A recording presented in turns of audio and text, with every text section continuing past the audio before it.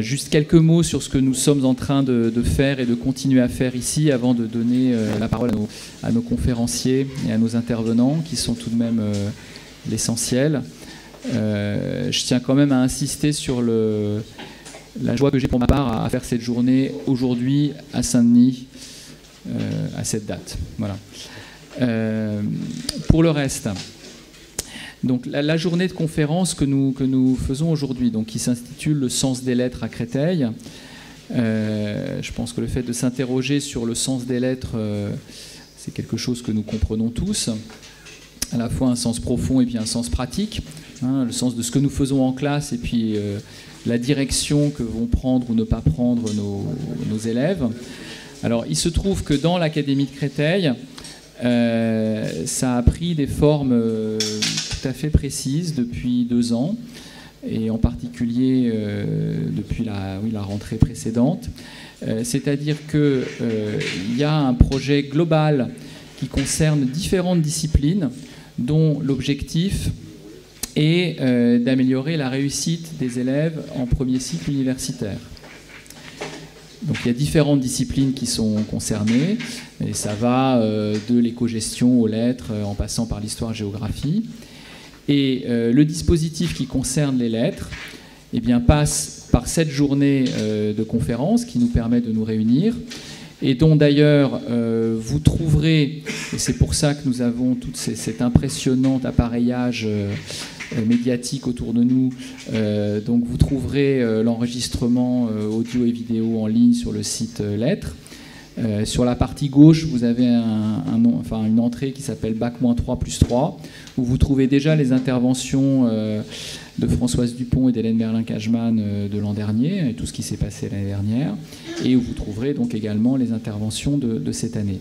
Donc il y a cette conférence académique, et puis parmi d'autres actions que je vous épargne pour le moment, il y a surtout peut-être des appariements entre les 4 universités de l'Académie et puis des lycées de chacun de nos départements. Donc la journée d'aujourd'hui verra donc se succéder des intervenants universitaires qui ont pris connaissance, pour ceux qui n'en avaient plus une image, je dirais, actualisée, des programmes du lycée, et qui vont vous proposer des interventions qui essayent de croiser leur domaine de recherche avec les objets qui sont travaillés en lycée. Hein, puisque, j'allais dire, la thèse ou l'hypothèse de travail de notre journée est vraiment du travail que l'on mène sur un cours un petit peu plus long depuis quelque temps. C'est qu'il est pertinent de mettre en rapport l'actualité de la recherche et ce qui se fait dans les classes. Hein, nous pensons que vous serez mieux entendus, vous serez plus efficace, vous serez plus convaincant, vous conduirez davantage vos élèves vers des études littéraires si vous-même continuez à accompagner ce qui se passe dans le domaine de la recherche en lettres. Donc c'est vraiment quelque chose sur lequel on reviendra éventuellement. Donc il y aura ces interventions, et puis brièvement, à chaque fois, des enseignants des lycées concernés vont présenter ce qui s'est fait dans leur lycée, ou ce qui se fera, ce qui se fait dans leur lycée, en relation avec ces universitaires qui ont bien voulu s'impliquer. Alors, on y reviendra, mais j'ouvre ici une porte, pensant notamment à la particularité de notre académie, qui est assez diverse. Hein. On pense tous d'abord, j'allais dire, au 93, mais il n'y a pas que le 93. On a une académie assez contrastée. On est aussi une académie qui est très proche de Paris, avec une force d'aspiration de Paris qui est extrêmement forte, hein, par rapport à nos universités. Et dans ce contexte-là, dans le contexte des études littéraires en général, que je n'approfondis pas maintenant, on continue de réfléchir sur la façon d'élargir ces dispositifs. Hein. Alors ce qui est compliqué, c'est que ces dispositifs, on en a parlé avec les universitaires, leur plus-value, elle tient beaucoup à la relation de proximité qui se crée entre une équipe d'un lycée et puis les enseignants du supérieur. Donc, on n'est pas certain qu'organiser, par exemple, des grandes conférences ou ce genre de choses de façon régulière, c'est forcément la meilleure voie. On ne l'exclut pas, mais bon, on y réfléchit. La question que je vous pose, alors à laquelle vous ne répondrez pas comme ça en amphi, mais vous venez me voir, voire même peut-être vous laissez votre adresse Internet, s'il y a d'autres lycées de l'Académie. Alors je ne sais pas si je dois dire malheureusement, mais je parle des lycées publics. Hein, ce n'est pas des partenariats qu'on peut proposer dans l'enseignement privé, qui peut le faire de son côté. Hein. S'il y a donc des lycées qui sont intéressés par ce type d'appariement, dites-le moi. Hein. Et alors, soit que nous trouvions d'autres sources dans l'académie, ce qui n'est pas certain, soit qu'il y a des universitaires qui commencent à y réfléchir. Nous essayons de trouver un espèce de réseau national d'intervenants, dont beaucoup, soyons simples, habitent Paris. Donc on pourrait élargir un petit peu le vivier. On peut réfléchir à des choses que nous pourrions mettre en place ailleurs. Donc s'il y en a que ça intéresse, vous le dites. Il faudrait formaliser un petit peu un projet, que ce ne soit pas juste une idée comme ça qui vous traverse rapidement, et nous verrons ce qui est possible. Je vais tout de suite donner la parole à Anne Coudreuse, que je remercie, et nous échangerons un petit peu plus tard comme on a pris du retard. Merci à vous. Alors, je vous remercie beaucoup d'être ici, effectivement, une semaine après le 18 novembre, 12 jours après le 13 novembre, pour parler ensemble donc, de la représentation de la Révolution dans les Adieux à la Reine de Chantal Thomas. J'avais pensé présenter une conférence en 3 points, avec tout un ensemble de contextualisation sur l'importance de la Révolution dans la littérature contemporaine, avec l'analyse de quelques exemples. Ensuite, une présentation de l'auteur Chantal Thomas et puis une analyse de son roman. Donc, je ne vais pas pouvoir vous présenter le premier point parce que sinon, ça serait 2 conférences en une et ça ne tiendrait pas dans les temps. Mais ce que je vous propose, puisqu'il y aura une mise en ligne de la conférence, c'est de vous mettre cette partie en ligne pour que vous alliez repérer vous-même ce qui pourrait vous intéresser. Et à la place, je vais vous donner quelques orientations bibliographiques. Puisque vous savez qu'en 1989, quand on a fêté le bicentenaire de la Révolution française, on n'a absolument pas tenu compte de 1793, précisément 93, le fameux roman de Hugo, vous savez. Et donc, la terreur pose question aux écrivains contemporains. Par exemple, c'est le cas dans Les 11 de Pierre Michon, qui est paru chez Verdier en 2009, et aussi chez Pierre Michon, Antoine Pergesol dans Mythologie d'hiver, chez Verdier en 1997. Et donc c'est un historien qui, lui, appelle à des rapprochements féconds entre l'histoire et la littérature, un historien qui s'appelle Jean-Clément Martin, et qui a écrit en 2012 « La machine à fantasmes », relire l'histoire de la Révolution française. Et il pense que la littérature peut être une force supplétive pour penser l'historiographie, pour penser les débats idéologiques qui traversent encore l'histoire de la Révolution et la réception de cette histoire. Je voudrais vous citer aussi le livre sous la direction de Renaud Escande, paru aux éditions du Cerf, qui sont des éditions catholiques, vous savez, et qui s'appelle « Le livre noir de la Révolution française ». Le titre est déjà tout un programme. Il y a un livre noir du communisme, un livre noir de la psychanalyse, il y a un livre noir de la Révolution française où il est beaucoup question de la terreur, des guerres civiles, des guerres de Vendée. Je voudrais vous citer aussi un livre de Zev Sternel qui est d'une actualité très malheureuse et qui s'appelle « Les Anti-Lumières », une tradition du XVIIIe siècle à la guerre froide, qui est paru chez Fayard et que vous retrouverez dans une édition augmentée en folio Histoire en 2010. Et puis surtout pour vous qui êtes professeur de lettres, un numéro du débat qui est vraiment passionnant et qui vous servira énormément dans la préparation théorique de certains de vos cours. Le numéro de mai-août 2011, vous voyez, très récent, numéro 165, qui s'appelle « L'histoire saisie par la fiction ». Et dans ce numéro, il y a un article de Gérard Gingembre que vous connaissez sans doute puisqu'il a fait de nombreuses éditions de textes du XIXe siècle et puis aussi des ouvrages scolaires et parascolaires sur le romantisme, par exemple. Un article de Gérard Gingembre qui s'appelle « Histoire et roman aujourd'hui, affinité et tentation ». Voilà donc pour le cadre théorique. Maintenant, sur l'actualité de la Révolution dans la littérature contemporaine, je vais vous donner quelques titres.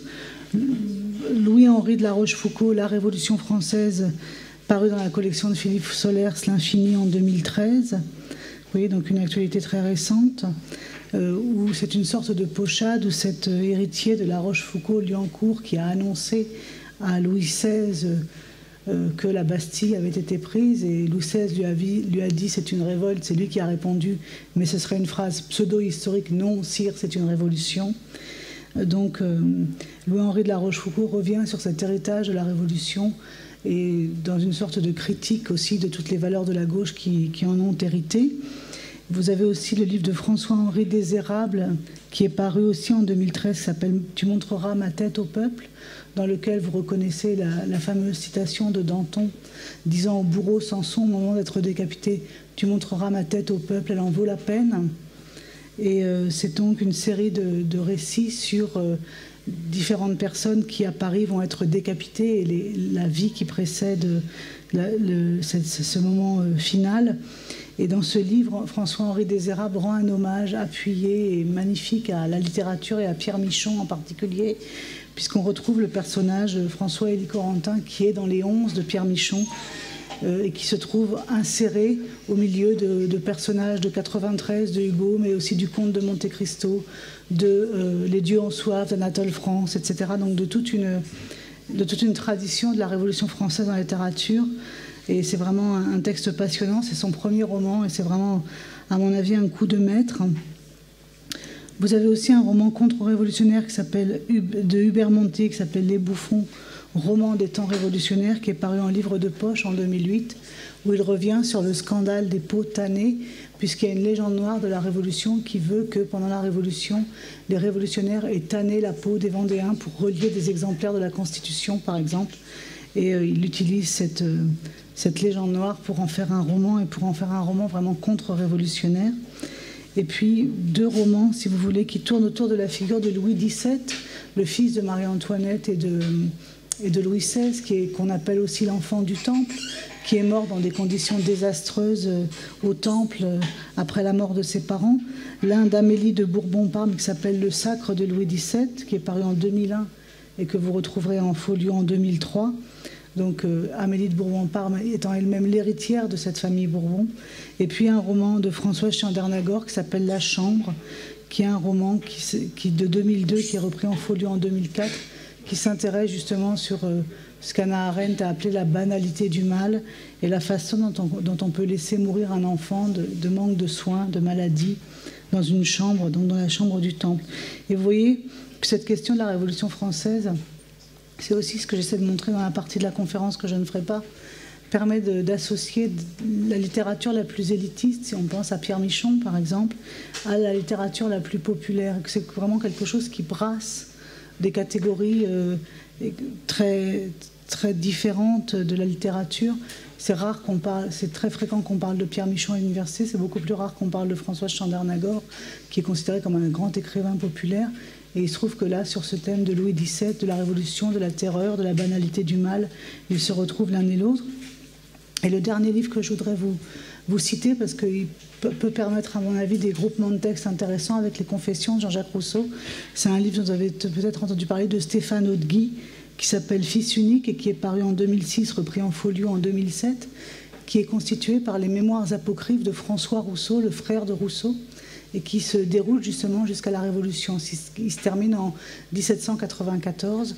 Donc si vous lisez ce livre aussi, vous aurez des aperçus sur l'histoire de la Révolution, des femmes et de la Révolution, et également un éclairage, un contrepoint, on pourrait dire, sur les Confessions de Jean-Jacques Rousseau. Donc à mon avis, c'est passionnant aussi pour des élèves de travailler sur ces 2 textes en comparaison. Voilà. Donc j'espère que je ne vous ai pas trop abruti avec ces références bibliographiques, mais elles pourraient vous être très utiles. Et vous retrouverez... Oui. Et vous les retrouverez dans le texte même de ma conférence que je mettrai en ligne. Donc pour vous présenter l'auteur maintenant, Chantal Thomas, dont vous avez sans doute entendu parler, elle est née en 1945. C'est une spécialiste reconnue du XVIIIe siècle. Elle a une formation de philosophe. Elle est spécialiste en particulier de Sade et de Casanova. Elle est directrice ou a été directrice de recherche CNRS après avoir enseigné dans plusieurs universités aux États-Unis et en France. Elle a publié des essais sur Sade, Casanova, mais aussi sur l'écrivain autrichien Thomas Bernhardt. Elle a également écrit Comment supporter sa liberté et Souffrir. Elle a publié un recueil de nouvelles. La vie réelle des petites filles, chez Gallimard en 1995. C'est son premier livre proprement littéraire. Et elle a publié, surtout ce qui, dans la perspective qui nous intéresse aujourd'hui, un essai sur Marie-Antoinette qui s'appelle « La reine scélérate, Marie-Antoinette dans les pamphlets ». C'est un essai de 1999.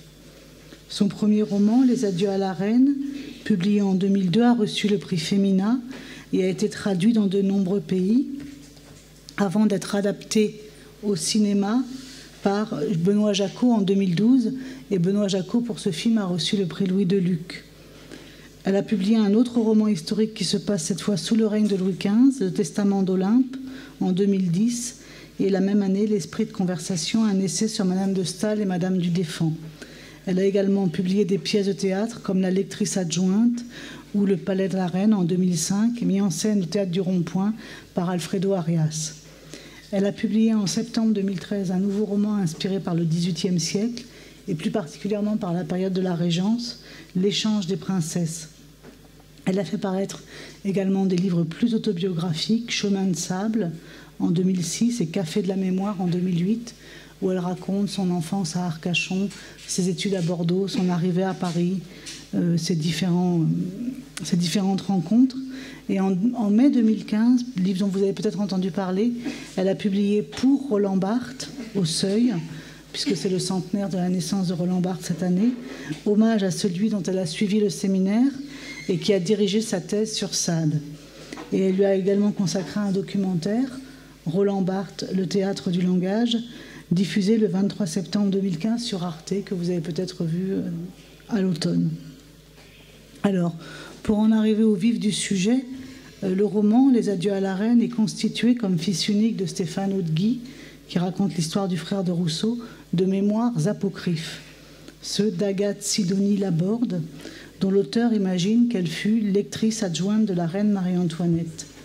Stéphane Hautguy nous proposait une traversée du XVIIIe siècle dans un panorama qui allait presque jusqu'à la fin de la décennie révolutionnaire. Le récit s'arrêtait en 1794 et son personnage était un partisan de la Révolution. Chantal Thomas choisit pour sa part de raconter 3 journées qui ébranlèrent la France, le 14, le 15 et le 16 juillet 1789, que la narratrice vécut au château de Versailles, dans l'insouciance d'abord, puis dans une atmosphère de fin du monde, avant de faire ses derniers adieux à la reine, en accompagnant la famille Polignac dans sa fuite, qui brisait le cœur de Marie-Antoinette, même si elle l'avait exigé pour mettre sa meilleure amie, issue de cette famille, Gabrielle de Polignac, gouvernante des enfants de France, hors de danger grâce à cet exil. Le titre du roman est donc à la fois thématique et rématique et lui donne d'emblée une dimension particulièrement romanesque qu'a bien su reprendre Benoît Jacot dans son film. Le récit s'organise en 3 parties, correspondant à des lieux et à des dates. Le prologue s'intitule « Vienne, 12 février 1810 ». On y fait la connaissance de la narratrice dans son triste exil de Vienne, conquise par les armées de Napoléon. Elle fête ses 65 ans avec quelques amis exilés comme elle. Elle se lance alors dans un récit rétrospectif qui se déroule sur les 3 journées du 14 au 16 juillet 1789, évoquées plus tôt, elles-mêmes divisées en chapitres qui tiennent presque heure par heure la chronique des événements en ce pays-ci, comme on appelait alors la cour. Ce n'est donc pas comme dans Fils unique à la Bastille que l'on découvre l'éclatement de la Révolution, mais côté cour. Le dernier chapitre, intitulé Vienne 1811, janvier 1811, est très court et joue le rôle d'un épilogue à la tonalité funèbre. Cette étude rapide de l'organisation du roman montre qu'il inverse l'ordre chronologique qui est celui canonique dans lequel on raconte les événements historiques. Ici, l'ordre du récit ne suit pas la chronologie et l'auteur propose une autre diégèse. Il existe bien un suspens romanesque, mais il n'est pas d'ordre linéaire car on connaît l'issue. Le lecteur sait ce qui est arrivé à Marie-Antoinette. Ce choix de commencer par la fin marque aussi le début de Fils unique et le pose comme une énigme que le reste du roman va devoir résoudre ou du moins poser autrement. L'originalité des Adieux à la reine repose sur ce décalage, ce décentrement du regard mais aussi sur le choix de la narratrice, en faisant entendre parmi les obscurs de Versailles la voix d'une lectrice adjointe dont elle invente le destin minuscule. Chantal Thomas met en scène le bref moment où, en romancière inspirée, elle voit l'effondrement d'un monde. L'auteur se montre fidèle aux leçons de la grande école historique des Annales, qui depuis quelques décennies a bouleversé notre approche des siècles passés, permettant de revisiter la vie ordinaire et aussi les mentalités, l'imaginaire, oubliés longtemps au profit des grands événements politiques. Quelques heures suffisent à faire entrer l'événement là où la grammaire et la politesse n'autorisaient que l'anecdote ou l'historiette, à transformer soudain la cour du roi en cour des miracles. Les gardes françaises désertent leur poste, les domestiques disparaissent, plus personne pour allumer les bougies. Versailles est plongé dans l'obscurité.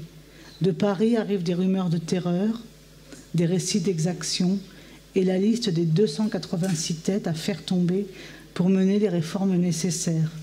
La panique s'empare des logeants, comme on appelait ceux qui avaient le privilège d'habiter au château, dans des pièces exiguës dont ils étaient très fiers. Le récit de ces 3 folles journées occupe la plus grande partie du roman. La narratrice rapporte tout ce qu'elle voit, sent, entend, éprouve à cet instant charnière. L'historiographe du royaume, Jacob Nicolas Moreau, lui dit d'une voix morte, sans doute parce qu'il avait pleuré, « Nous sommes perdus ». Dans l'intimité où elle est admise et même souhaitée, la lectrice tient les minutes du désastre royal, raconte le vain espoir de Marie-Antoinette de gagner Metz avec une table de voyage remplie de pierres précieuses, la fuite annulée, Louis XVI qui compose avec la Révolution.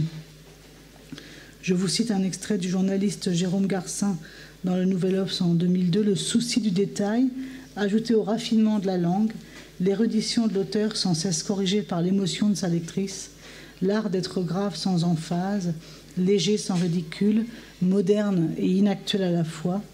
Chantal Thomas nous fait vivre les dernières heures de Versailles avec une incroyable tension. » Fin de citation. Sa parfaite connaissance du XVIIIe siècle lui donne l'aisance d'une mémorialiste du temps. Elle y ajoute sa touche personnelle, le talent d'une romancière et le savoir d'une historienne. Pour les critiques, ce premier roman d'une essayiste est, je cite de la revue Historia, un coup de maître, un pur régal pour les amoureux du siècle des Lumières et de Versailles. Les adieux à la reine sont la chronique de la disparition d'un monde déjà moribond, dont l'événement d'apparence d'abord insignifiante, vous vous souvenez du fameux rien noté par Louis XVI dans son journal de chasse à la date du 14 juillet. Donc l'événement d'apparence d'abord insignifiante ne fait que précipiter la chute. On trouve des portraits dignes de Saint-Simon, de quelques figures remarquables. On n'oubliera pas Laroche, capitaine gardien de la ménagerie, l'être le plus fétide qu'on puisse imaginer, qui pousse la conscience professionnelle jusqu'à sentir aussi fort que ses fauves, ni l'évocation de la pestilence de Versailles et l'incroyable précarité des conditions de vie de la cour dans ce logis peu commode. Le 16 juillet, la douceur de vivre de l'Ancien Régime, chère à Talleyrand, devenait un cauchemar. On trouve cette formule dans tous les dictionnaires des citations, tant elle est fameuse et représentative de tout un esprit. Vous savez, qui n'a pas vécu avant 1789 n'a pas connu la douceur de vivre, enfin, c'est comme ça qu'on la cite d'habitude. En fait, je suis allée la rechercher dans son contexte originel. Donc la citation est un peu longue, mais elle dit bien justement cette rupture que fut 1789 et la prise de la Bastille. J'ai dû quelque chose à ma naissance. Elle m'a donné l'accès de ce microcosme qui se croit l'essence raffinée de l'univers, ce petit monde qui s'intitule lui-même le grand monde, perché sur des échasses, qui vit aux lumières, se couche quand les travailleurs se lèvent et regarde en pitié le reste du genre humain. Mais si le crédit de ma famille m'a ouvert la carrière, je m'y suis maintenue seule, car dans les temps difficiles où j'ai vécu, ce n'est pas avec des ancêtres, des blasons et des parchemins qu'on s'élève, qu'on se soutient et qu'on se relève après avoir été renversé. Celui qui n'a pas vécu au XVIIIe siècle, avant la Révolution, ne connaît pas la douceur de vivre et ne peut imaginer ce qu'il peut y avoir de bonheur dans la vie.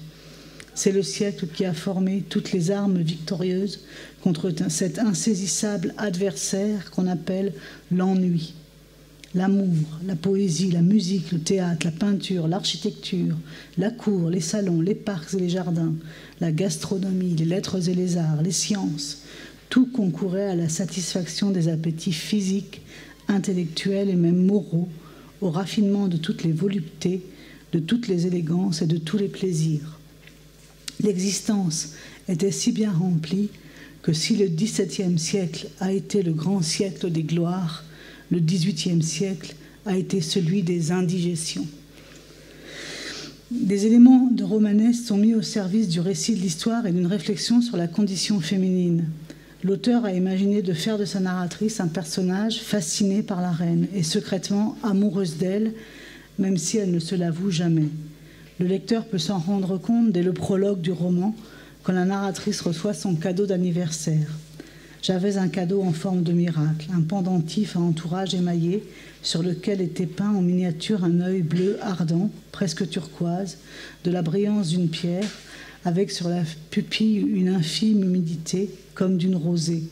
Je refermai ma paume et laissai advenir, né du bleu de ses yeux, le visage entier de la reine, son visage pour moi. Agathe Sidonie se montre experte à reconstituer l'intimité de Marie-Antoinette, cette reine connue pour avoir souffert de l'étiquette et avoir cherché dans son domaine du Petit Trianon à développer sa vie privée, ce qui lui valut bien des critiques, car elle aurait dû se comporter en permanence en personnage public. Même si la narratrice est très attachée à la reine, le roman ne vire pas à la géographie et sait mettre en évidence les défauts qu'on lui a souvent reconnus, comme la frivolité. Je cite, « Elle choisissait ses robes. Distraitement, elle a enlevé son bonnet de dentelle.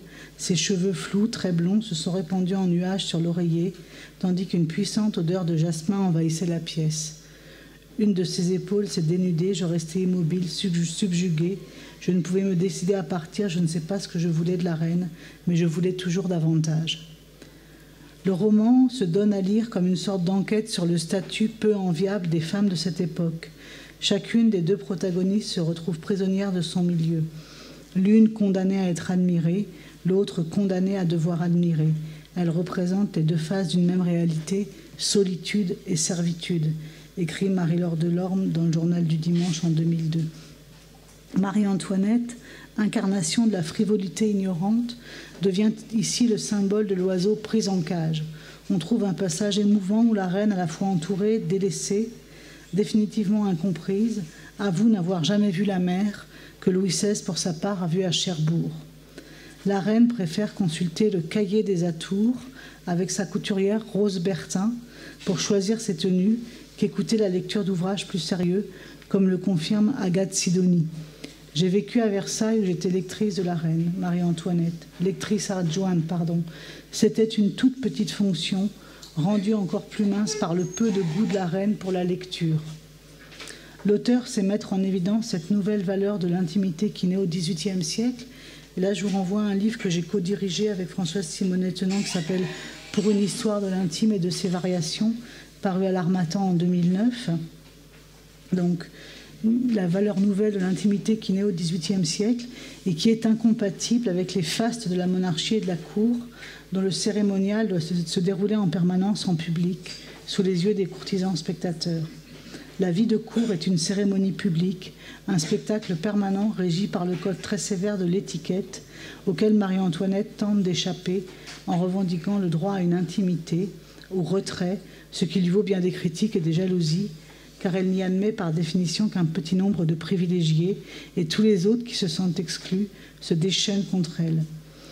Chantal Thomas, qui a bien expliqué ce phénomène dans son essai sur les pamphlets nombreux contre la reine, donc la reine scélérate, l'utilise ici de manière romanesque, comme si de l'écriture de l'essai à l'invention sentimentale du roman, la pente était naturelle, comme si l'érudition était la voie exigeante et triomphante de l'élaboration et de l'imagination du roman, au service duquel elle se met sans prétention ni pédantisme. Je cite, « J'étais flattée de lire du théâtre avec elle, de lui donner la réplique. C'était une manière de pénétrer dans ce temple de l'intimité, dans ce lieu secret par excellence qu'était son théâtre du Petit Trianon. J'en rêvais comme d'un théâtre de poupées à la mesure du goût de la reine pour le minuscule, en accord avec cette passion qu'elle avait pour les réductions, les miniatures, pour tout ce qui était petit, petit. Elle prononçait ce mot d'une manière délicieuse. On voit comment se rejoignent ici le roman de Stéphane Hautguy et celui de Chantal Thomas dans ce triomphe du petit dont Jean-Jacques Rousseau aurait lancé la mode jusque dans les plus hautes sphères de la société où le grand devrait pourtant l'emporter. Selon le modèle légué avec autorité par Louis XIV, le fameux roi Soleil. Tout n'est que dégradation à Versailles depuis la mort du grand roi qui avait tout fixé comme sur un grand théâtre. Je cite, « Le temps, purement cérémonial, y passait autrement, selon des repères singuliers. Sa vraie division n'était pas en termes d'années, ni de mois, ni même de semaines, mais de journées. Il y avait une journée parfaite, dont le déroulement avait été déterminé plus d'un siècle auparavant par Louis XIV. De minces modifications en anicroches, de réformes en bouleversements, on aboutit ainsi à ces journées de juillet 1789 qui virent la capitulation du roi et la dispersion de la cour, l'effondrement en moins d'une semaine d'un ensemble de rites que j'avais cru définitifs. À Versailles, les jours se suivaient et se ressemblaient, c'était la règle et j'y croyais. Dans ce cadre superbe, légué par Louis XIV, ses successeurs ne sont plus que des intrus. C'est ce qu'exprime Marie-Antoinette quand elle prend la décision de fuir dès le 15 juillet 1789, alors que le roi tergiverse et fait finalement échouer ce projet par fidélité à son peuple et l'incapacité à prendre des décisions et agir. Nous devons quitter Versailles. Ne pas le faire équivaut à signer notre défaite, qui est déjà effective. Notre défaite est peut-être pire. Je veux m'en aller, je veux quitter ce château, j'ai tout essayé pour le faire mien. Je n'y ai pas réussi, je ne sens que son froid, son humidité, tous ces espaces inhabitables, son délabrement. Penser que le roi, dans son lit, a failli périr écrasé par un pan du plafond. J'ai vraiment tout essayé, je l'ai divisé en pièces de plus en plus petites. J'ai fait ajouter des tentures, des miroirs, des tapisseries. J'ai multiplié les escaliers afin que l'on puisse facilement se rendre chez ses amis et puiser du réconfort. Dès le début, Versailles m'a refusé. Versailles était déjà occupé par le grand roi qui ne l'a jamais quitté. Dans chaque salle où j'entrais, il était là, en jeune homme, en vieillard, en danseur, en amant, en guerrier, toujours en gloire. Le château est sous sa surveillance. Ce ne sera jamais chez moi. Ce n'est pas non plus le château du roi. Ce n'était pas davantage celui de Louis XV. Au sein de cet espace du château labyrinthique, protégé, la narratrice qui se tient comme dans une encoignure a peur du noir et souvent du froid, une sorte de froid de l'âme, loin de la vie, du désir, de ce que même plus tard à Vienne elle n'ose formuler. En revanche, sa clairvoyance à l'égard de l'avenir est grande. Je cite, « Le système de la hiérarchie des castes avait ses défauts, mais celui de l'oppression par l'argent ne me semble pas préférable. L'obsession de s'enrichir. Il existe des banques maintenant. » Marie-Antoinette est considérée d'abord comme une femme qui doit donner à la France un dauphin qui pourra succéder au roi Louis XVI. Elle est réduite à être une matrice, un ventre, d'où les difficultés du début de son règne qui mettent sur le devant de la scène publique l'intimité matrimoniale du couple et ce qu'on a pu appeler l'impuissance de Louis XVI. Je cite, je suis arrivée, donc c'est Agathe Sidonie qui parle, je suis arrivée en 1778, l'année de la première grossesse de la reine, le bonheur qu'elle espérait depuis 8 ans et vers lequel, dans toutes les paroisses et dans tous les couvents de France, dans le plus perdu des monastères, convergeaient les prières. C'était aux yeux du public l'année de sa véritable accession à la royauté, la seule justification de la place qu'elle occupait. On voit bien, grâce à une telle remarque, la précarité de la popularité de Marie-Antoinette et l'exigence de ses devoirs de reine. Cette étrangère, l'Autrichienne, comme on l'appellera bientôt, ne tire sa légitimité que de sa capacité à donner un successeur au trône de France.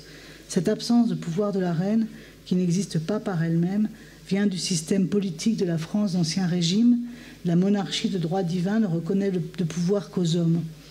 On reprochera à Marie-Antoinette de gouverner à la place de Louis XVI, connu pour son caractère velléitaire et indécis. Dès lors, il sera facile de nourrir tous les fantasmes dont se font écho les nombreux pamphlets sur sa sexualité déviante et son goût supposé pour les femmes, dans une sorte de confusion du public et du privé, du politique et de l'intime, dont le point de vue adopté dans ce roman, à la frontière de l'un et de l'autre, rend parfaitement compte. Le lecteur peut savourer la finesse des allusions à des événements bien connus. Alors qu'on possède de nombreux récits de la prise de la Bastille, il est très original de montrer des répercussions de cette nouvelle à Versailles. À tous les étages et dans toutes les classes, des courtisans aux domestiques, l'annonce de l'événement étonne et on le prend même d'abord pour une invention tapageuse des journalistes. On y trouve une allusion dont le lecteur comprend immédiatement la portée dans le récit des serviteurs à propos des conversations de leur maître. Il y avait en effet ce matin grande animation chez monsieur et madame de la Tour du Pin, mais comme il le faisait souvent dans un mouvement spontané ou pour ne pas être compris des serviteurs, il parlait anglais. Quand même, a dit Honorine, j'ai entendu plusieurs fois le mot Bastille. Et en fait, cet épisode semble inventé par Chantal Thomas, puisque j'ai vérifié dans les mémoires de madame de la Tour du Pin, il n'y figure pas. L'intérêt de la mise en scène de l'événement historique et qu'il passe au second plan par rapport à un événement plus grave dans le cérémonial de Versailles, sur lequel s'ouvre la journée du 15 juillet 1789, créant ainsi un faux effet de suspense pour le lecteur, mais un véritable effet de dramatisation dans la narration. Je cite, « La nouvelle se répandit dès l'aube, fracassante et qui me laissa abasourdi. Le roi avait été réveillé en pleine nuit. Comment était-ce possible? Le roi était inaccessible la nuit. De notre dernier étage, sous les toits, nous courions d'une chambre à l'autre, nous frappions aux portes et propagions incrédules cette folle rumeur. Je suggérais une indigestion peut-être. Louis XVI en avait de terribles qui le mettaient aux extrémités. On me rabroua. Le roi avait été réveillé par quelqu'un qui avait quelque chose à lui dire. C'est le fameux La Rochefoucauld-Liancourt. La rumeur va prendre un contenu plus précis au milieu de la matinée. Le duc de La Rochefoucauld-Liancourt a réveillé le roi à 2 heures du matin pour lui dire quelque chose qui avait rapport avec la Bastille. Dès lors, toutes les suppositions sont permises. Je cite, « Une évasion, un incendie. À propos de la citadelle, j'ai eu le temps d'entendre de nombreux récits et souvenirs. Ah, la Bastille, s'est exclamé un vieux monsieur, c'est toute ma jeunesse. Avant que ne perce l'incroyable nouvelle, la Bastille avait été prise par le peuple. J'ai encore dans l'oreille les sarcasmes, les tollés, les huées qui recueillirent ces mots. Qui les prononça d'ailleurs, par qui l'ai-je appris, je ne sais plus. Je n'ai sans doute pas fait attention car je ne leur accordais aucune foi. J'avais vu la Bastille. Cela m'avait suffi pour comprendre que c'était une forteresse imprenable. Elle écrasait de sa masse le quartier malfamé du faubourg Saint-Antoine. Des messagers se succédaient, on les arrêtait, on leur demandait si cette chose impossible pouvait être vraie. La plupart en doutaient comme nous. Certains étaient positifs. La Bastille prise par le peuple, vous plaisantez, c'est un mensonge de la propagande anti-royaliste forgée par les séditieux. Si l'on insistait, il finissait par dire qu'il ne se passait rien de particulier dans la capitale. L'histoire se glisse même dans le goût de la reine pour la mode, comme dans l'épisode suivant, qui pourrait être anodin mais prend des teintes plus sérieuses et plus graves pour le lecteur qui sait en déceler l'importance pour caractériser une atmosphère. Un homme pointe le nez, il cherche la reine, il a quelque chose à lui montrer. Nous examinons l'individu, il est quelconque n'était son costume. En effet, il est vécu comme arlequin d'une combinaison multicolore. Mais au lieu de losanges, ce sont des rayures et elles sont bleues, blanc, rouge. Je cherche la reine, reprit-il, pour lui présenter mon modèle de costume national. Le roi se rend à l'Assemblée au jeu de paume. Il prononce un discours qui lui vaut l'ovation des députés et un retour au château sous les acclamations du peuple. C'est alors qu'il avait reparu sur le balcon, en face au premier étage, avec la reine, le dauphin, les princes et les princesses de sa maison. Cette scène est très connue. Elle figure dans tous les mémoires sur la Révolution, et en particulier ceux de Marmontel, qui en montrent la joie collective et l'enthousiasme. Cette version romanesque en fait voir une autre face, car elle se clôt sur cette menace anonyme qui rompt avec le sentiment unanime de félicité qui semblait pourtant l'emporter. Gabrielle de Polignac, gouvernante des enfants de France, ne s'était pas montrée au balcon. La duchesse est comme les taupes, a dit quelqu'un. Elle travaille par en dessous, mais nous serons piochés pour la déterrer. Cette phrase au discours direct, lourde de danger pour l'entourage le plus immédiat de la reine, relance l'intrigue romanesque, car Marie-Antoinette n'aura d'autre idée que de permettre la fuite de la famille Polignac, très exposée à la vindicte du peuple. Cette obsession d'une fuite qui lui déchire le cœur et constitue l'acmé pathétique du récit, si elle est bien avérée historiquement, permet aussi à une dimension sentimentale et sensible du roman de s'épanouir en créant un suspense qui n'est plus historique, car on connaît l'histoire de la Révolution, mais plus psychologique. C'est le passage très émouvant qui constitue la fin du récit des 3 journées de juillet, juste avant l'épilogue, au moment de la fuite proprement dite. C'est beaucoup plus loin, et alors que la crainte d'être poursuivis tenait chacun silencieux et tendu, que nous avons été rejoints par un cavalier au galop. La fenêtre était ouverte, donc la fenêtre du carrosse. J'allais pour la fermer quand, sans même ralentir, l'homme jeta un petit rouleau que j'ai attrapé dans la main. C'était un message, un simple feuillet encerclé d'un anneau d'or. Je défis l'anneau et lus « Adieu la plus tendre des amies. Ce mot est affreux, mais il le faut. Je n'ai que la force de vous embrasser. Marie-Antoinette. » Je tendis la missive à Gabrielle de Polignac, assise toute petite devant moi, et dont les larmes coulaient sans bruit, avec une régularité effrayante, comme d'une source étrangère, logée quelque part en elle et avec quoi il lui faudrait désormais coexister. Alors la lettre est authentique, le message de la reine est authentique, on le trouve exactement sous cette forme dans sa correspondance dans l'édition d'Evelyne Levert de 2005. C'est bien tout un monde qui s'effondre, et la trahison des courtisans est montrée notamment dans une scène très pathétique où l'on voit la reine se heurter à des portes closes alors qu'elle vient demander de l'aide. J'étais au rez-de-chaussée dans un couloir sur lequel donnaient plusieurs appartements occupés par ses amis. La reine m'apparut de dos. Allant pour secouer une porte, elle a constaté que celle-ci était fermée par un cadenas. Je ne lui connaissais pas cette démarche lourde, la démarche du malheur, de la découverte qu'il y avait un degré supplémentaire à son malheur. Elle avait cru pouvoir s'appuyer sur des amis pour l'aider à supporter l'éloignement de Gabrielle de Polignac. Ils ne répondaient pas. Pour la première fois, les rôles s'inversaient. Elle leur demandait quelque chose. Elle avait besoin d'eux. Ce roman historique est aussi un roman d'analyse qui entre dans l'intériorité des personnages et permet de dessiner une figure du pouvoir isolée et trahie au moment où ce pouvoir commence à lui échapper.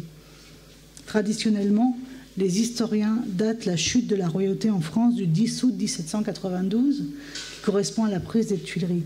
Chantal Thomas montre que le processus est déjà irrémédiablement engagé pendant ces journées de juillet 1789. Le roman comporte une véritable vision du XVIIIe siècle. Pour bien faire sentir la vulgarité de Napoléon, la narratrice oppose sa façon de s'entretenir à l'art de la conversation au XVIIIe siècle, qui a vu triompher l'esprit délicat des salons, dont tous les contemporains ont loué la finesse et l'intelligence.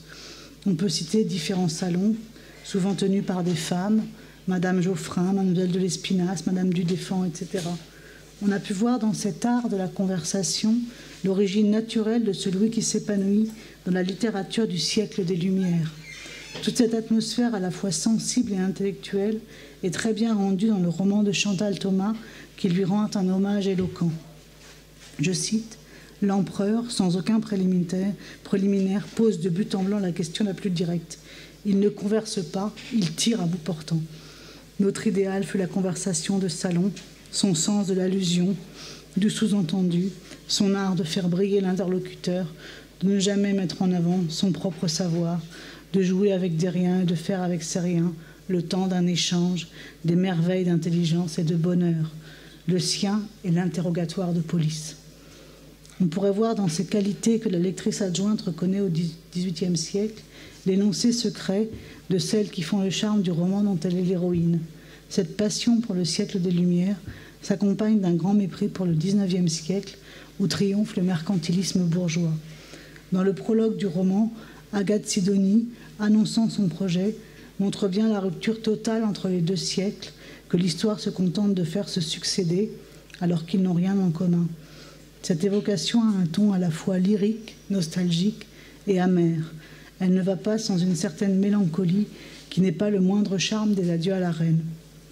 Il n'y avait pas de lune en cette nuit du 16 juillet 1789, et lorsque je me suis retournée sur Versailles, le château, caché par la forêt encore plus sombre que le ciel, avait disparu.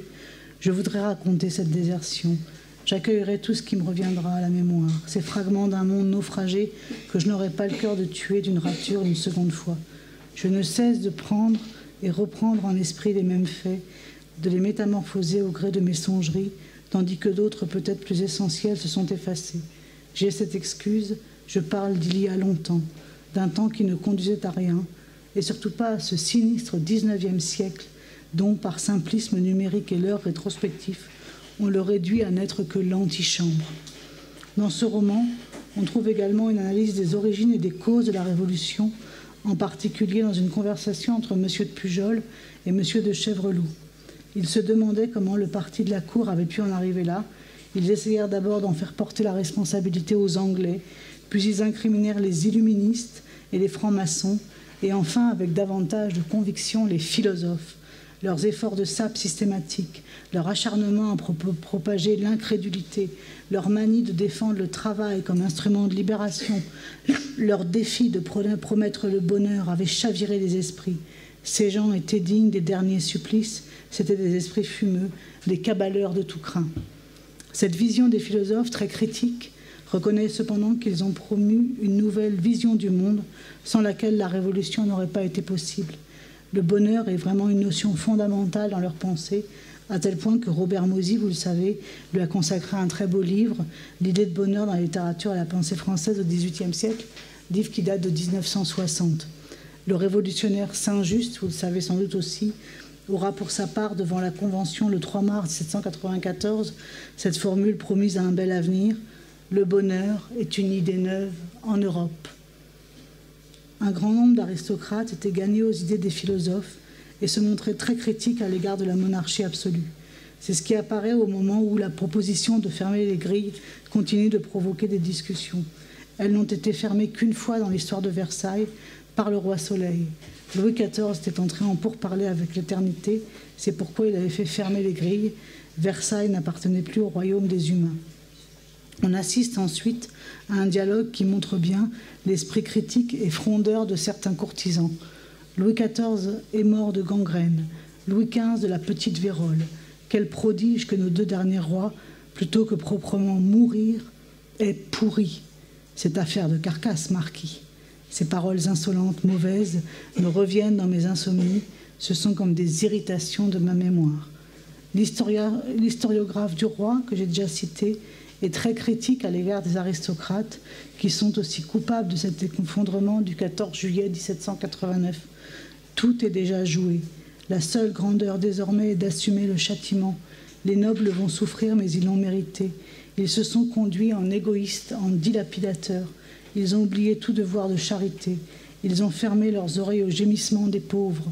Les pauvres, un jour, n'en peuvent plus d'être pauvres. Cette diatribe permet de souligner les origines sociales et économiques de la Révolution. La société d'Ancien Régime était en effet un monde de castes, très inégalitaire, comme l'ont montré Albert Mathiès, Georges Lefebvre et Albert Soboul.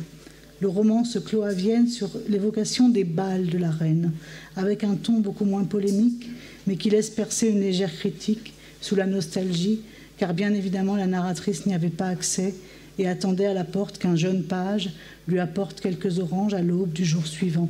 Je cite: « Je n'ai donc connu des bals de la reine que leur ombre, et par la gentillesse d'un page, quelques oranges. C'est peu et c'est immense. » Toute la grâce de ce roman tient dans cet alliage paradoxal du grand et du petit, de l'histoire et de l'intime, des événements et des sentiments, qui permettent de comprendre comment la monarchie a sombré pendant ces journées qui ont fait la France. Le détail de l'orange fait subtilement écho à un libelle contre Marie-Antoinette que Chantal Thomas a analysé dans son article « L'héroïne du crime », paru dans La Carmagnole des Muses, l'homme de lettres et l'artiste dans la Révolution. Et donc elle analyse un pamphlet qui s'appelle « Le cadran des plaisirs de la cour » ou les aventures du petit page chérubin pour servir de suite à la vie de Marie-Antoinette, ci-devant reine de France. Et donc dans ce pamphlet, dans le cadran des plaisirs, le jeune page chérubin raconte comment la reine l'a séduit et a conduit son initiation sexuelle. Après lui avoir servi d'objet sexuel, il est exilé en Amérique avec ordre de partir dans les 24 heures. D'où son prénom, Chérubin, on imagine. Pour rendre compte de sa situation, il cite une maxime formulée par la souveraine. Je cite: « Les hommes, dit-elle, j'en fais comme d'une orange. Quand j'ai sucé le jus, je jette l'écorce loin de moi. Hélas, j'étais bien cette orange. » Il y a bien sûr des différences importantes entre ce page, narrateur témoin du libelle, et la lectrice adjointe qui n'a pas été engagée directement par la reine, pas plus qu'elle n'a bénéficié de ses faveurs sexuelles. Elle accède cependant par la grâce de sa voix au partage d'une intimité marquée par l'abandon sensuel et émotionnel. Et si sa chute du paradis est d'abord déterminée par l'événement historique, par la Révolution plus que par le caprice royal, elle aussi est traitée en quantité négligeable avec une cruauté désinvolte. La reine, soucieuse de protéger la fuite de sa favorite haïe par le peuple et menacée de mort, souhaite que sa lectrice parte avec les Polignac et serve de doublure à Gabrielle dans le carrosse. Ce qui lui est demandé, ce n'est rien moins que le sacrifice de sa vie en cas de mauvaise rencontre. La dimension sociale de ce sacrifice, qui débouche sur une vie gâchée, un long et morne renoncement, n'est pas interrogée. Le livre se clôt, comme nous l'avons dit, sur une évocation enchantée des pages de Marie-Antoinette qui sont associées pour Agathe Sidonie aux oranges. Le motif de l'orange vaut ici par sa richesse de signification. Il symbolise la saveur d'un monde enchanté dont on recueille quelques éclats, quelques bribes inoubliables, tout en fournissant un possible emblème pour une morale amère de l'histoire. Ce roman se situe donc au point d'intersection entre approche historienne et traitement littéraire, puisque Chantal Thomas, universitaire, rappelle qu'elle n'est pas historienne de formation. Dans un entretien à propos de sa participation au Rendez-vous de l'Histoire de Blois en 2010, elle déclare « Il me semble que pour un historien, le roman historique est un genre gênant, en tout cas impur. Souvent, le type de roman que j'écris, qui, en utilisant énormément de documents indiscutables, invente des scènes. Surtout le type de roman que j'écris. Par exemple, s'il est vrai que Louis XV avait auprès de lui des jeunes filles âgées de 14-15 ans, nous ne pouvons absolument pas savoir ce qui se passait entre eux. Idem pour Marie-Antoinette. Si l'historiographe connaît le déroulement de ces derniers jours, il ne sait pas ce qui s'est dit entre les protagonistes. C'est dans cet inconnu laissé ouvert par l'histoire que le romancier s'aventure, et je pense que pour l'historien, cela constitue un exercice risqué. Cela relève du faux, c'est de l'ordre d'un fictif étroitement entrelacé à du réel ou du vérifiable. » Fin de citation.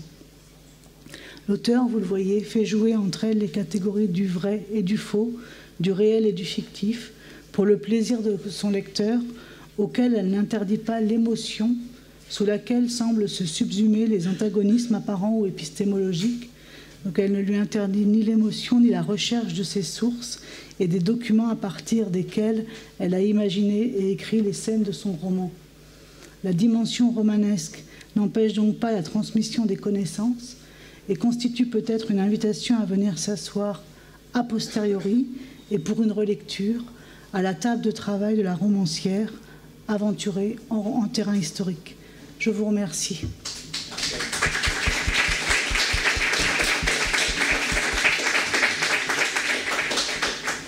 Bien, merci pour cette plongée dans la Révolution et le roman à la fois qui, je pense, peut nous permettre des échanges intéressants à la fois en pensant au roman et en pensant aux élèves.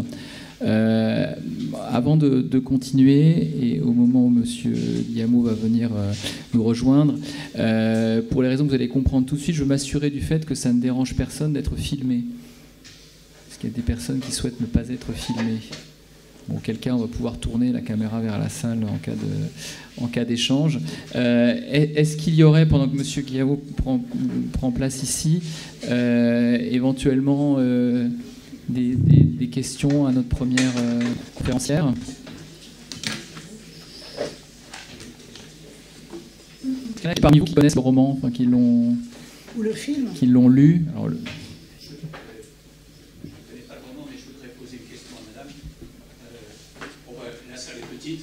oui, mais pour la postérité, c'est mieux, pour la trace. Si on en est là, effectivement. Voilà, j'ai cru comprendre, mais je me suis peut-être trompé, que dans votre introduction, vous faisiez un parallèle entre la Révolution française et le mouvement nazi, puisque vous avez parlé de la banalité du mal. Est-ce que j'ai bien assimilé ou est-ce que c'est une erreur de ma part ? Non, effectivement. Et certains historiens ont mis en rapport, non pas la Révolution française, mais la terreur en particulier, avec une forme de barbarie. C'est le cas de Horkheimer et Adorno, qui, dans la dialectique de la raison, donc dialectique der Aufklärung, dès 1949, ont établi cette filiation entre la terreur et une forme de totalitarisme. Voilà, donc c'est tout à fait. On peut revenir sur cette interprétation, mais c'est une interprétation assez importante dans l'histoire de la philosophie. Donc c'est un texte, je crois, dialectique d'Arauf-Cléron, qui date de 1949 et que vous retrouverez traduit chez Gallimard en collection Tell. Sauf que c'est une erreur, selon moi, absolument complète, puisque la Révolution française, certes, a dû passer par la terreur, mais enfin, était un mouvement de progrès, alors que le nazisme, tout le monde sait que c'était la régression intégrale vers la barbarie.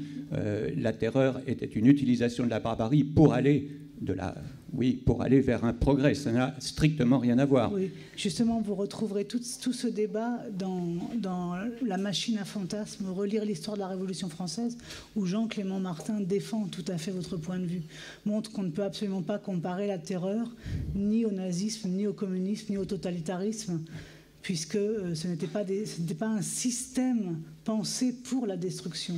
C'était une destruction qui était pensée pour une amélioration de la société, mais dans certaines de ses formes. Oui, dans les grandes... le communisme aussi, soit dit entre parenthèses, mais c'est une autre histoire.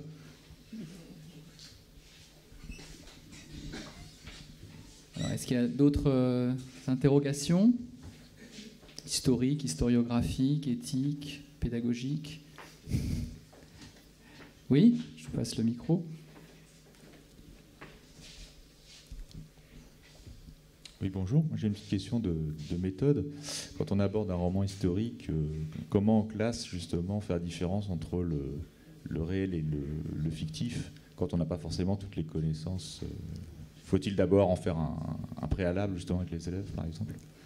Il me semble que ce qui peut être intéressant, par exemple, pour un roman comme celui-là, c'est d'aller chercher des extraits de mémoire de la Révolution, dans des anthologies, par exemple, ou dans des livres sur la Révolution, et de comparer, par exemple, la scène du discours au jeu de paume, et puis de l'apparition de la famille royale au balcon, dans les mémoires de Marmontel, et puis la façon dont Chantal Thomas en montre l'envers et invente quelque chose qu'on entendrait chez quelqu'un du peuple. Donc des mises en parallèle entre des textes de type historique, malgré tout, des témoignages, des mémoires, et puis des romans. Et soit comme ça, soit en prenant la même scène et en la montrant dans différents romans pour montrer l'importance du point de vue. Il me semble que ça peut être intéressant. Par exemple, dans Fils unique, il y a des passages sur la façon dont la Révolution a traité les femmes qu'on pourrait mettre en parallèle avec des textes d'Olympe de Gouges, bien évidemment. Voilà.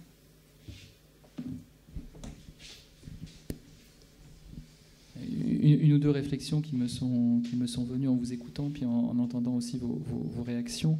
Je trouvais que moi, je ne connais pas le roman en l'occurrence. Je crois avoir vu le film. Mais le fait que ça soit un roman qui a donné lieu à un film, bon, c'est toujours intéressant, je pense, au lycée, avec en même temps cette idée dont vous nous parlez souvent, c'est que lorsque l'on approche un roman à travers un film au lycée, après le retour au texte est toujours compliqué. Je pense en tout cas, et y compris la question des documents historiques que vous mentionnez là, elle est importante, que vraisemblablement nous devons nous accoutumer, mais je pense que c'est une accoutumance positive, au fait d'avoir une approche, que j'ai envie de dire, hybride des textes.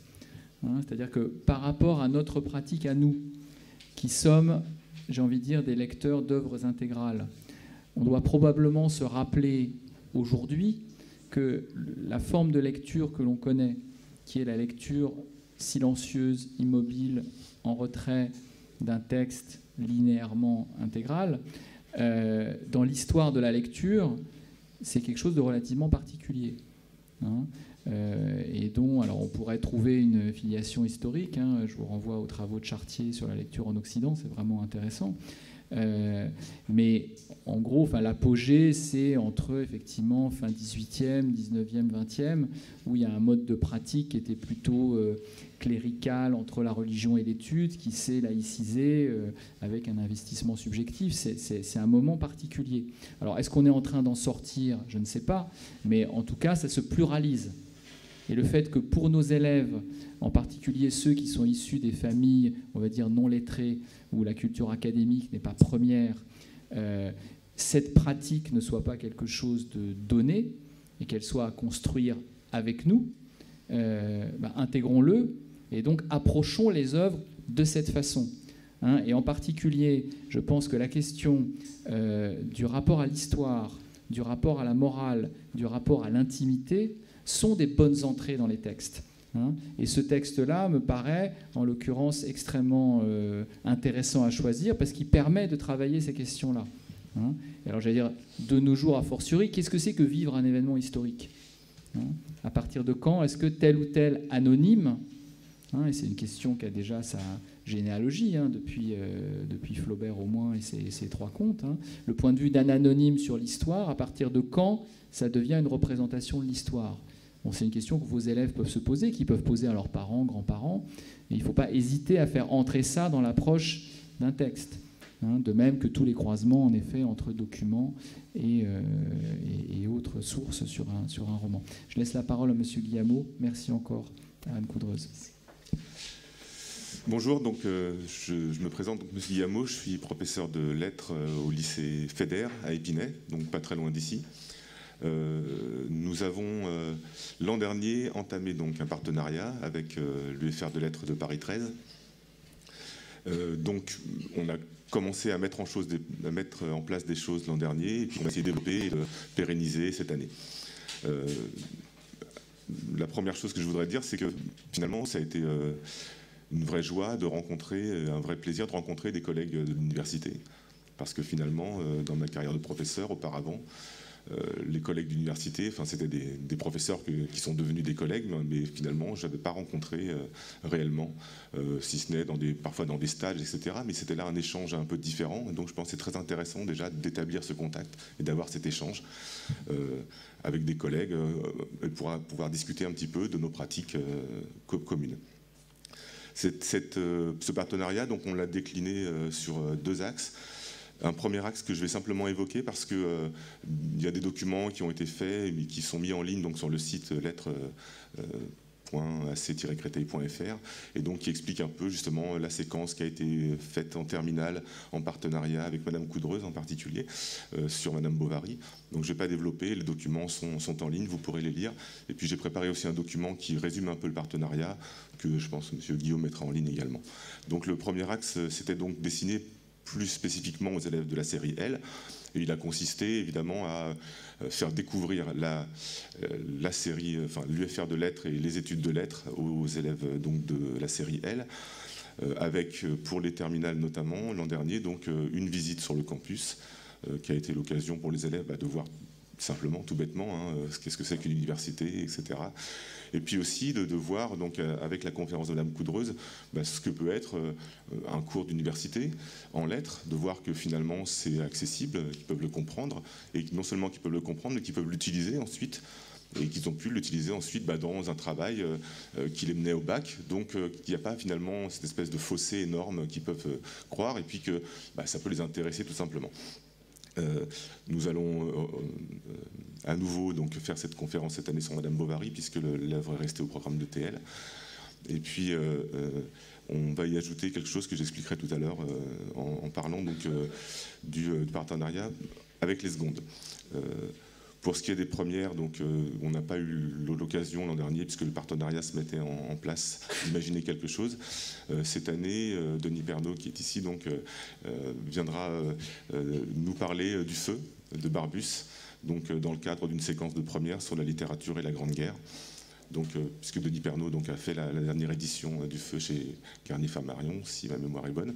Donc, il est spécialiste et donc il pourra nous parler évidemment et nous apporter beaucoup un éclairage très intéressant sur l'œuvre. Donc voilà pour les axes, mais bon, vous imaginez bien que là c'est quelque chose d'assez convenu et qu'on pouvait imaginer assez aisément, c'est-à-dire utiliser tout simplement la connaissance des universitaires pour venir éclairer notre travail à nous en classe avec les élèves de première et de terminale. Le deuxième acte qui me paraît le plus important, en fait, c'est un peu une sorte de préalable à ce qui a été mis en place, c'est celui qui concerne les élèves de seconde. En fait, le lycée Feder, mais je pense qu'il y a beaucoup de lycées de l'académie qui sont dans ce cas, est un lycée qui, depuis un certain nombre d'années, voyait s'évaporer les élèves de la filière L vers d'autres filières. Et on était passé, moi ça fait 12 ans que j'enseigne à Feder. Quand j'ai commencé au lycée, il y avait 2 classes de première L à 35 et puis 2 terminales à 35, logiquement. Et puis d'année en année, on est arrivé, il y a 3 ans, à avoir du mal à remplir une classe de première à 30. Et puis d'avoir, on va dire 2 terminales, mais parce qu'on prenait des redoublants d'autres lycées, etc. Vous voyez ce genre donc du coup, il m'a semblé que si on a envie en fait que les élèves choisissent les études de lettres, il faut d'abord qu'on ait des étudiants ou des élèves dans les séries L. Donc du coup, on a imaginé un dispositif tout simple, c'est tout simplement de faire une journée donc, des premières L au lycée avec un forum de la série L, et forum au cours duquel donc, une collègue de l'université, Lucie Barque, est venue intervenir auprès d'anciens élèves qui sont dans différentes filières, en BTS ou bien en droit, par exemple, en AES, pour présenter aux élèves de seconde, cette fois-ci, donc, ce que c'est qu'être étudiant en L, et puis surtout qu'il y a de multiples débouchés, qu'on n'est pas, c'est un peu l'image qu'ils ont. Bon, en gros, si je vais en L, je vais faire quoi? Prof de français ou bibliothécaire, c'est un peu ce qu'on entend parfois. Donc là, on montre qu'il y a effectivement beaucoup de débouchés. Et puis en réalité, les élèves de seconde, on le sait bien, la plupart du temps, n'ont pas vraiment d'idée. Ils ont une idée assez vague de ce qu'ils veulent faire plus tard. Donc en fait, je pense que faire venir dans la série L plus d'élèves, y compris d'ailleurs pas forcément pour des élèves qui ont un goût spécifique pour le français, mais des fois pour les langues, parce qu'on réussit bien également en L quand on est doué pour les langues. Ça permet d'augmenter tout simplement le vivier d'élèves de la série L. Et donc, par un système tout simplement en valeur absolue, si on n'a que, par exemple, 3 élèves qui choisissent de faire finalement des lettres, 3% des élèves qui font des lettres habilitaneuses, par exemple, à l'issue de la terminale L, si on augmente le nombre d'élèves qui vont en L, on augmente aussi le nombre d'élèves qui s'inscrivent à habilitaneuses. Voilà. Donc, on a donc fait ce forum qui a bien fonctionné. Et une collègue notamment donc, de Villetaneuse, Lucie Barque, est venue parler de la filière du cursus linguistique et informatique, qui est un cursus donc, très particulier et que moi-même je ne connaissais pas, je l'avoue, donc évidemment les élèves non plus. Et là, ça a vraiment accroché 2-3 élèves qui sont finalement lettres, qui ne savent pas trop quoi faire, pas trop parce que ce qu'ils veulent faire plus tard, et qui s'aperçoivent qu'il y a quelque chose qui peut les intéresser. Et donc, par conséquent, cette année, après la conférence d'Anne Coudreuse sur Madame Bovary, on va essayer d'imaginer également un cours d'initiation un petit peu au traitement informatique des textes. À Paris 13 également, donc toujours en venant à Paris 13, avec une petite séance peut-être de 30 ou 40 minutes, dans lequel on va utiliser un texte de Madame Bovary et puis voir comment les outils informatiques permettent de l'éclairer et puis de l'étudier. Voilà. La dernière chose, c'est que le forum a bien fonctionné, puisqu'on avait 33 élèves en première L l'an dernier. Et là, cette année, on a à nouveau 2 premières L avec 55 élèves. Et j'espère, et je souhaite, et je vais essayer de faire en sorte que l'an prochain, on ait à nouveau 2 classes de première L dans un lycée de 1200 élèves. Ça me paraît pas impensable. Voilà. Donc, voilà pour le partenariat. Donc pour les partenariats, pour le descriptif un peu plus précis du partenariat qui s'est établi l'an dernier et puis qu'on va essayer de poursuivre cette année. Donc je vous renvoie à nouveau sur le site Lettres de l'Académie.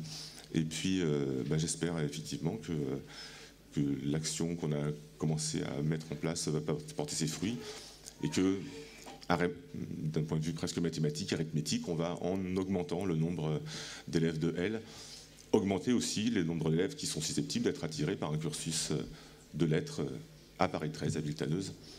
Voilà, je vous remercie. Bien, merci beaucoup. Je vais demander à nos deux premiers intervenants de éventuellement regagner leur place pour qu'on puisse leur succéder, tout en ouvrant les échanges. Et puis je me suis noté 2-3 choses à ne pas oublier. Dans le flux de votre intervention, là, vous avez mentionné à un moment, je pense que vous vouliez signifier que c'était naturel, mais que le travail sur des séquences précises avec des universitaires aurait été convenu. Je ne pense pas, hein, au sens où d'une part, c'est pas habituel. Ça a demandé un investissement particulier et remarquable des uns et des autres. Mais je pense en effet que, retenons de ce terme, oui, ce que je disais, le caractère naturel. Et je pense qu'il est important, c'est un petit peu ce que je disais tout à l'heure, vraiment de créer ces relations entre l'enseignement secondaire et l'enseignement supérieur, en termes de filière, on va en parler, mais aussi en termes de contenu. Hein. En tant qu'enseignant, vous êtes des intellectuels, vous continuez à l'être, et il est important que vous incarniez ceci pour vos élèves, hein, pour qu'ils voient où ils vont, et pourquoi ils y vont, hein, et ce que vous représentez pour eux. Hein, vous n'êtes pas des prestataires d'un service pédagogique. Hein. Vous représentez quelque chose, hein, que vous incarnez par la manifestation de votre intelligence, de votre culture, de votre travail. Donc c'est important. Un premier point. Sur les résultats tout à fait impressionnants que vous avez obtenus, de passer de 33 à 55 élèves, ça me rappelle de vous rappeler que tout ce projet que nous faisons, pour le rendre, j'allais dire, matériellement un petit peu plus décent, nous le faisons encadré dans le cadre d'un projet du Fonds social européen.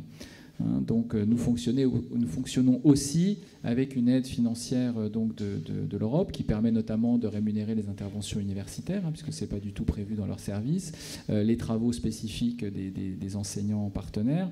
Et donc j'évoquais tout à l'heure l'éventuelle extension du dispositif. Ça serait possible aussi avec un accompagnement de ce type-là.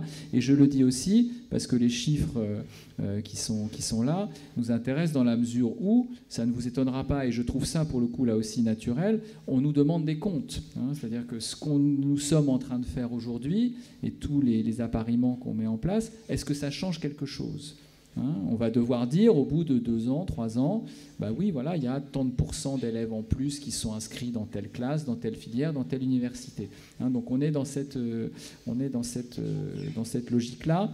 À propos de la filière linguistique et informatique, alors j'avais pas forcément pensé à Jacques Feder au départ, mais vous savez peut-être qu'il y a un nouvel enseignement d'exploration qui est en train de se mettre en place en seconde, qui s'appelle informatique et création numérique. Alors, je pense que le moment est important maintenant, puisque vous savez que c'est au début que les plis se prennent, et que la tendance forte, y compris si vous allez sur les sites nationaux consacrés à l'éducation, c'est de dire que ça va être un enseignement d'exploration qui prépare à des classes technologiques. Si vous regardez le détail de informatique et création numérique, les projets qui peuvent être mis en place dans le cadre de cet enseignement d'exploration peuvent tout à fait concerner des littéraires. Hein. Et il me paraît important que des littéraires puissent réfléchir à la fois à l'enseignement du code informatique, hein, et à la transmission du patrimoine et de la création culturelle sur des nouveaux supports avec toutes les questions que ça pose. Hein. Donc, j'allais dire, renseignez-vous autour de vous. Moi, je n'aurais pas encore réussi à savoir dans quel établissement de Créteil ça s'ouvre. Je sais qu'à Paris, il y en a plusieurs. Je vais vous donner la parole tout de suite. S'il y en a chez vous, donc, dites-le nous. Éventuellement, réclamez-le. Hein. Je pense que ça serait intéressant. Oui, je voulais juste savoir qui sont les enseignants chargés de prendre cet enseignement d'exploration en charge. J'allais dire là aussi, je parlais du pli, il y a aussi les habitudes, hein, et puis il y a les compétences techniques propres. Ce sont les enseignants qui enseignent dans les filières STI. Hein, c'est normal, c'est eux qui vont être le support principal, j'allais dire technique, hein, mais il dépend de nous que leurs partenaires, de même que pour l'enseignement d'exploration, littérature et société, c'est généralement un enseignant de lettres et un enseignant d'histoire, pourquoi on n'aurait pas sciences et technologies de l'ingénieur, informatique et un littéraire? Pourquoi ça serait forcément un physicien ou un autre collègue? Hein, donc ne soyons pas frileux. Hein. On a déjà un peu manqué le tournant de la communication qui est gérée, si je puis dire, par l'éco-gestion. Hein, c'est la coutume qui a été prise. Donc allons-y. Hein. Je vais demander à Claire Fourquet-Gracieux de venir nous rejoindre. Et, pardon, vu l'allure de la matinée, ça me paraît un petit peu périlleux. Vous souhaitez tous absolument une pause? Oui, mais vous partez pas après, hein, c'est promis. Bon. Et Anne-Laure Favier nous dira quelques mots aussi d'un autre projet. Donc peut-être, on dit vraiment 5 minutes, pas plus, hein, et puis on reprend après.